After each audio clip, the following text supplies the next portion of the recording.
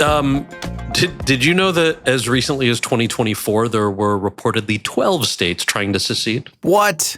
I know. I don't have all 12 in front of me. It would have been a fun drinking game. That's absurd. Yeah. Like fully secede, just 12, because that's like the size of the Confederacy.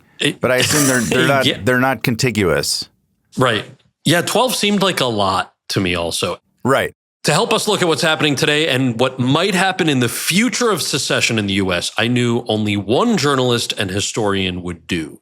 Richard Kreitner is author of Break It Up, Secession, Division, and the Secret History of America's Imperfect Union. He's a contributing writer at The Nation and Hudson Valley magazines and the host of the history podcast Think Back. Richard, thank you for being here to talk to me and Ed. Thank you, Cal. Thank you, Ed. Thanks for having me on. Yeah, we're happy to have you. So, okay, you're the expert here. We've got movements like CalExit or Texit, which are attempts to make those states independently governed. There's also things like the Greater Idaho movement attempting to shift state boundaries. It seems like the idea of secession is almost, dare I say, like in style again. Why is that, if that's correct? Yeah, I think it is. I think it really has been in the last 20, 25 years, maybe since around 2000, with each election, really starting with 2004, whichever side loses threatens to secede. Or in liberals' case, sometimes the expression is that they're going to move to Canada instead, which is kind of a different expression of the same impulse of just wanting out from the entire... That's just because we have passports, right? And the other side doesn't. Yeah, exactly. They've got the guns. So by the way, speaking of Canada...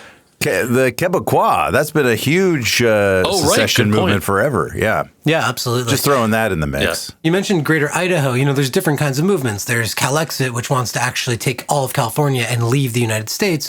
And then there's Greater Idaho, which wants to take some counties from Eastern Oregon and add them to Idaho. Or downstate Illinois wants to secede from Chicago and, separate themselves. So there's two different types of movements. You mentioned there's 12 states that have secession movements. I'd be surprised if some of them had 12 people in them, but there's other ones like New Hampshire where this like libertarian type of politics really defines the state, and has for a long time.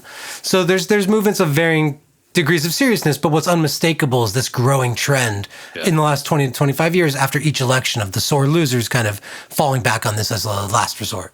And what are those proponents, the serious ones, not the ones that don't have very many people, but the serious ones, what do they hope to get out of seceding? I know it goes beyond the taxation that Rough and Ready was facing in 1850. And I'm also wondering is it about states' rights? Some of these states that you mentioned, the state governance is quite different between them, right?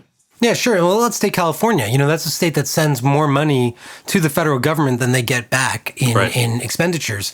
And Gavin Newsom, the governor, in his recent clash with Trump in the spring, actually threatened to withhold tax revenues from the state to the federal government, which would be the beginning of some kind of secessionist movement.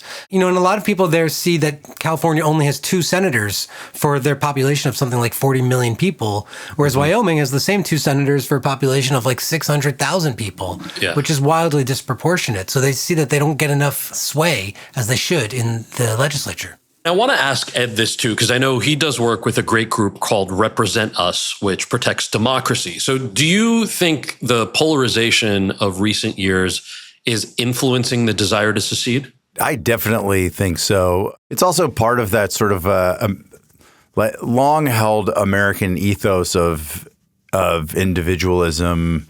And it still, I think, speaks to a kind of like hunker down, protect mine, get my crew together mentality. Polarization really is rooted in a kind of fear, and that all of this stuff is a kind of fear of like interdependency and collectivism, and not all unjustified. I mean, there are some liabilities that come with a giant country that has a sort of more collective form of governance. But I think the polarization and this sort of need to secede are part of the same mentality.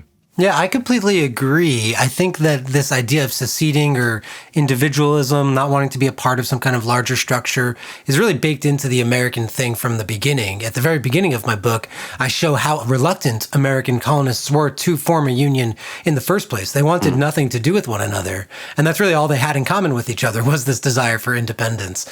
And then we joined together to form a country, the very awkwardly named United States of America, which really spoke to more what they wanted to happen rather than what was actually already existing in 1776, because it was the only way that they could declare independence from Britain. So anytime that our politics gets really heated, as it is in this current moment, as it was, before the Civil War, Americans are going to turn to this idea of independence. The Declaration of Independence is a secessionist manifesto as the kind of remedy for any ills that they see in the country, especially when it's being governed by people who they see as their total political enemies. I love manifesto. It makes it sound so charged. It was. It was. Yeah.